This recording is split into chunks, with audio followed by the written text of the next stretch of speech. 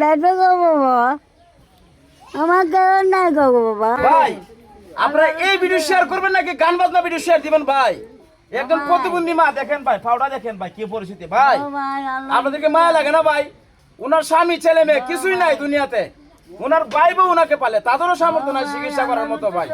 এখন উনি একটা রোগে আক্রান্ত হয়ে গেছে ভাই। ও ভাই, দুনিয়াতে তো মানুষ থাকতে তো একটা অসহায় মানুষ চিকিৎসা না হয়, তে আমাদের এত ধন সম্পদের কিসের দাম আছে ভাই? ও ভাই, তার জন্য ভাই সহযোগিতার হাত বাড়াইছে, যদি মায়া লাগে ভাই আপনারা ওনাকে একটু সহযোগিতা করবেন আল্লাহর হস্তে ভাই, ওনার চিকিৎসার জন্য ভাই, মানুষ মানুষের জন্য ভাই, একটু সহযোগিতার দ্বারা উনি সুস্থ হয়ে যায় ভাই।